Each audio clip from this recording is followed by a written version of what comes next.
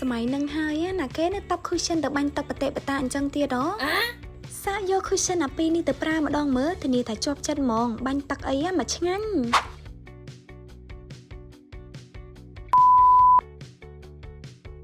ឥឡូវគឺគេចាប់ផ្ដើមធ្វើសង្ក្រានបដាហើយបងអូនហើយទៅដើរលេងសង្ក្រានណាជាអត់ផុតពីគេប៉ាតម្សៅហើយនឹងបាញ់ទឹកនឹងទេអញ្ចឹងបើអ្នកទាំងអស់គ្នាអត់រហូត make up ណាដែលជាប់បានយូរទេដឹងតែម្សៅហូរមកខ្ទេចដូចវីដេអូខាងមុខអញ្ចឹងហើយបើប៉ះទៅដើរលេងជាមួយក្រាស់អីទៀតទៅ Oh my god ចេញមុខស៊ីនមកខ្មាស់គេហើយបើសិនជាអ្នកទាំងអស់គ្នាមានពីរមុខនេះនៅក្នុងដៃធានាថាអែមហ្មងបងអូនចាំមើលមុននឹងខ្ញុំចេញពីផ្ទះគឺខ្ញុំធ្វើការតេស្តមួយទឹកសិនដើម្បីឲ្យខ្ញុំប្រកាសចិត្តថាវា waterproof មែនអត់ព្រោះអីថ្ងៃហ្នឹងទៅមួយក្រាស់ផងស្រួលមិនស្រួលហ្នឹងចេញមុខស៊ីនដាក់គេលើហើយនៅពេលដែលតេស្តហើយគឺវ៉ាវខ្លាំងមែនទែនបងអូនទាំងអស់គ្នាខ្ញុំយកដៃរបស់ខ្ញុំជូតមុខមកតំហឹងហើយម្សៅអត់មានបែកចេញពីមុខខ្ញុំទេហើយសំខាន់អត់ហៀមកជាប់ដៃទៀតប៉ុន្តែទៅលេងសង្ក្រានគឺថាជឿជាក់ស្លាប់ហ្មងចាហើយសម្រាប់ពីមុខមិញហ្នឹងមិនសម្រាប់តែផាត់មកលេងសង្ក្រានទេណាបងអូនទាំងអស់គ្នាក៏អាចប្រើប្រាស់ជាប្រចាំថ្ងៃ